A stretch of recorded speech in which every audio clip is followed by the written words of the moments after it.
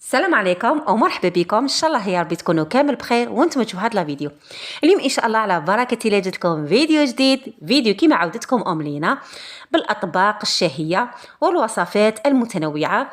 اليوم ان شاء الله جبت لكم روتين متنوع متحفز راح يدير لكم هذيك الطاقه الايجابيه. بسم الله نبداو على بركه الله. كما كنتوا تشوفوا اليوم ان شاء الله حندير لكم تحليه الموز من اروع ما يكون، واحد التحليه معمره بالبنه من قوه بنتها راح ما تشبعيش بها وراح تولي مدمنه عليها. راح نشوفوا واش نحتاجو في لي زانغريديون. واش نحتاجو زوج كيسان تاع بودره شونتيي، نحتاجو 4 علب تاع فلون كراميل، هنا نحتاجو 4 حبات تاع الموز، 4 حبات تاع بنان. هنا حنطلع لكم الكريم شونتي راح نطلعها بالميكسور برا. كانت واحده متابعتي كتبت لي في لي كومونتير اعطوني الحل، ما عنديش الباتور كيفاش نطلع الكريم شونتي. اني جبت لك الحل ملينا خمت فيكم وجبت لكم الحل. هذه تدبيره رائعه راح تساعدك بزاف. طلعي الكريم شونتي تاعك بالميكسور تاع برا وتطلع ما شاء الله تطلع ثمثم. هنا كما كنتوا تشوفوا راح نضيف كاس الاول نتاع بودره شونتي، راح نضيف 4 تاع علب تاع الفلون كراميل، وراح نطلع الكريم شونتي. كما كنتوا تشوفوا حنطلع البودره الشونتي تاعي راح نطلعها في الطاس تاع الكيل. هنا اللي ما عندهاش الطاس هذاك تاع الميكسور تاع برا تقدروا تشرو هذا طاس وحده تنسقوه مع الميكسور تاع برا هكذا طلعوها مليح. هذيك كريم شونتي على بالكم هذه الكريمه تجي من اروع ما يكون، عندها واحده البنه رهيبه، وهذه التحليه علامه من قوه بنتها. قلت لكم راح تولوا مدمنين عليها. كما كنتوا تشوفوا انا بعد ما طلعتها شويه راح نزيد نضيف الكاس الثاني بهذه الطريقه. هنا راح نحركها بالمغرفه باش نعاود نميكسيها بالميكسور برا نطلعها مليح. شوفوا طلعت ما شاء الله. دوك نوري لكم طلعت روعه. هنا ملاحظه الكريم شونتي تاعكم، العلب تاع الكريم شونتي حطوها في الثلاجه باش تطلع لكم الكريم شونتي. حتى كاين بزاف اللي تقول لك انا كريم شونتي ما تطلعليش، حطيها في الثلاجه. كنت سبقت وريت لكم كريم شونتي في كرتونه رمضان. شوفوا الله يبارك طلعت ما شاء الله. شوفوا جت هايله راح تنجحوا فيها من اول استعمال. وهنا دوك نوري لكم خطوه بخطوه هذه التحليه.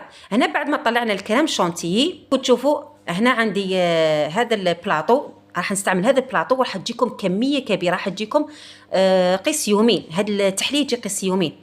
هنا لي بودوار هنا رحنا شمخناهم في القهوه. كما كنتوا تشوفوا لي بودوار درنا الطبقه الاولى نتاع لي بودوار شمخناهم في القهوه. هنا اختياري كما كنتوا تشوفوا هذه لمسه اختياريه. هنا بعد ما درنا الطبقه الثانيه تاع الكريمه هنا درنا الشوكولا تاع اوبتيلا. هذه لمسه هذه حتزيد تعطي لها بنه تقدروا تستغنوا عليها. هنا كما كنتوا تشوفوا حنديروا الطبقه الثالثه راح نديروا البنان، 2 حبات تاع بنان. كما كنتوا تشوفوا هنا انا عندي 4 حبات بنان. ومن بعد راح نزيدوا نديروا طبقه اخرى نتاع لي بودوار. شمخي لي بودوار تاعك في القهوه كما كنتوا تشوفوا. والطبقه اللي ما قبل الاخيره راح نزيدوا نضيفوا هذيك الكريمه. هنا بعد ما ضفت هذيك الكريمه وخلصت كامل حكمت هذاك البلاطو تاعي حطيته في الثلاجه وروحوا نديروا الكريمه الاخيره. هذه الكريمه بنتها بنه. هذه الكريمه كما كنتوا تشوفوا واش درت هنايا كاس تاع السكر وحطيته يذوب في الكاسرونه حتى يولي كراميل ويعطيني هذاك اللون الشباب، هذاك اللون الجميل. هنا بعد ما ذاب لي هذاك السكر تاعي هنا حنضيف ملعقه تاع الزبده وخلطوا بهذه الطريقه حتى نذوب هذيك الزبده.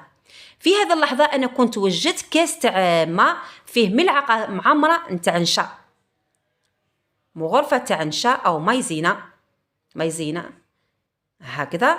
ومن بعد اخدموها مليح هذيك الكريمه، خلوها حتى تعقد وخلوها حتى تبرد. هنا ملاحظه خلوها حتى تبرد الكريمه تاعك باش تضيفيها في الاخر.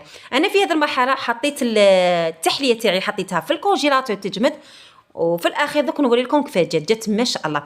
هنا واش حنديروا الوصفه الثانيه راح نديروا الطاكوس يجي ما شاء الله، يجي واحد البنه روعه. وهذه الصلصه تاع الجبن هذه صلصه من اروع ما يكون. هنا كما كنتوا تشوفوا هنا عندي الزر تاع الدجاج. هنا ضفت زر كامل قطعته الى قطع صغيره. هنا ضفنا 2 سنات تاع الثوم. هنا شويه هنا درنا شويه فلفل كحل كما كنتوا تشوفوا. هنا درنا شويه كمون هاد الحشوه ثاني تجي واحد الحشوه بنه من اروع ما يكون. هادو الوصفات على طريقتي.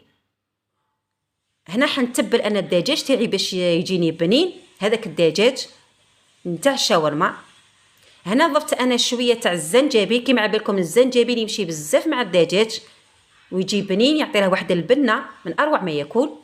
وراح نوريكم واحد السر باش تجيكم هذه الحشوه بنينه وتجي هذيك الريحه طيبه. دوك نوريكم في الاخير. هنا حنضيفوا توابل تاع الشاورما، كيما على بالكم هذا الدجاج راح نتبلوه، الدجاج هذا تاع الشاورما نتبلوه مليح. كيما قلت لكم قد ما تبلي الدجاج تاعك وتعطي له حقه وتعطي له لي زيبيس راح يجي بنين. نضيفوا شويه تاع توابل تاع شاورما ونخلطوا المكونات جيده. هنا راح نضيف لاموطات اللي هو الخردل، نضيفوا شويه لاموطات هكذا، خلطوا مليح لاموطات ونخلطوا هاد الحشوه هذه. صدقوني هذا الطاكوس جا بنين، جا واحد البنه تهبل. جربوا الوصفات واكتبوا لي في لي كومونتير هكذا باش تزيدوا تشجعوني. واذا راكي تشوفي في لا فيديو لحقتي لهنا ما تنسينيش بالجيم، ما تنسونيش بالجيم. هنا ضفت شويه الملح، ما تزودوش بزاف الملح. واذا كنتي جديده في القناه نتاعي نقول لكم مرحبا بك، وما تنساوش تفعلوا الجرس باش يوصلكم كل ما هو جديد من فيديوهاتي. هنا كما كنت تشوفوا راني نخلط ندخلوا مليح هذيك، نتبلوها مليح هذاك الدجاج تاعي، خلطوه بهذه الطريقه مليح. وفي هذه المرحله راح نوري لكم داك السر اللي راح كي تكوني طيبي هذاك الشاورما تاعك وتجي هذيك الريحه الطيبه. هنا ضفت انا الزعتر، نحب بزاف نمشي مع الزعتر، نحبها بزاف. هنا ضفت الكركم، شويه تاع كركم وخلطوا مليح. في هذه المرحله واش راح نديروا؟ انا حطيت الدجاج تاعي حطيته كوتي باش يدخل هذيك التوابل تدخل فيها مليح واحد نص ساعه. في هذه المرحله راح نخدموا هذه الكريمه اللي راح نرافقوها مع الطاكوس، الكريمه صلصه الجبن. هنا واش ضفنا كاس حليب. هنا حنضيفوا نص كاس تاع كريم شانتي، عفوا كريم فريش. هذه كريم فريش كاينه زوج انواع تاع كريم فريش، كاينه كريم فريش تاع الكاطو تاع الحلويات وكاينه تاع المملحات. هنا ضفت واسمو مغرفه تاع النشا وضفنا تاع جوز الطيب. هنا حنضيفوا الفورماج، 3 ملاعق تاع فورماج. الفورماج اللي كنت سبقت وبارطاجيت معكم، هذا الفورماج تاع البيدون، وعطيت لكم التدبيره. كي تخلصوا من الفورماج قلبوا البيدون وحطوه في الثلاجه. وهنا الكريمه تاعي، دوك نوري لكم الكريمه حطيتها عقدت لي. بالنسبه للكريمه صلصه الجبن، هنا كي تخلطوا مكونات حطوها تعقد لكم، وكي تعقد حطوها كوتي. هنا كما كنت تشوفوا راح نوريكم كيفاش ندير. انا كنت سبقت وشيت خبز التورتيلا، ما حبيتش نخدمه في الدار، قلت نستغل نربح الوقت. هذاك الوقت اللي روح نخدم فيه الخبز تاع التورتيلا واحد يقرا شويه قران الكريم، واللي تحب تخدموا في الدار تخدموا توجدوا. هنا كما كنت تشوفوا درنا الطبقه الاولى، درنا هذيك الصلصه تاع الجبن اللي قلت لكم اللي بارطاجيتها معكم. هذيك الصلصه تجي ما شاء الله.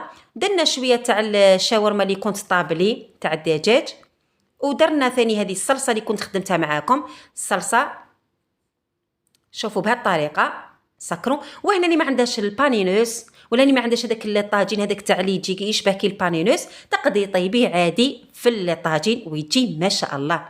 اذا هذا هو الطاكوس تاعنا تاع نهار اليوم، جا ولا اروع. وهذيك الحشوه لداخل جات بنينه ما شاء الله. هذيك الصلصه اللي خدمناها صلصه الجبن كيما قلت لكم اللي خدمناها بالفورماج والكريم فريش. هنا الكريم فريش ملاحظه تقدروا تضيفوا كاس تاع كريم فريش ولا نصف كاس تاع كريم فريش واش عندك. وهنا جا واحد الطاكوس من اروع ما يكون.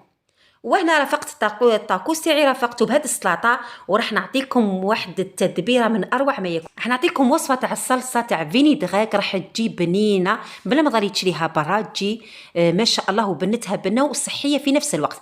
هنا كما كنتوا تشوفوا هذه قرعه تاع الكريم فريش انا استغليتها غسلتها مليح، وراح خدمت فيها تاع صلصه تاع فيني دغاك.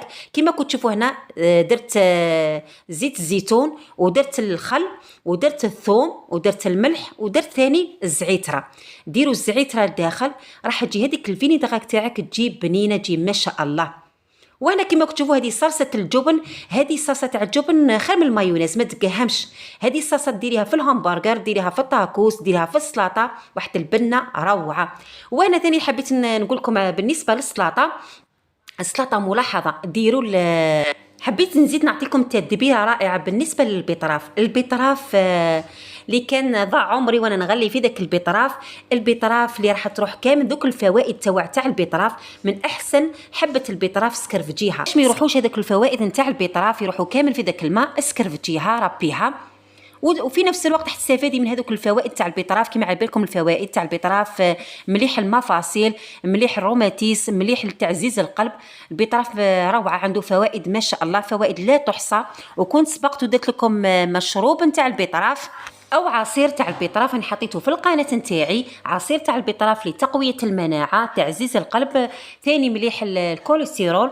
الوصفه راهي في القناه نتاعي. وهنا نروحوا نشوفوا بعد ما بردت لي التحليه تاعي تيراميسو، جا من اروع ما يكون. هذه التحليه روعه، جربت كامل تحليته كامل بنان، بصح هذه التحليه اروع تحليه روعه. بنتها بنه، ومن قوه بنتها راح تولي ما تشبعيش بها، وراح ديما تقولي ندير هذه التحليه.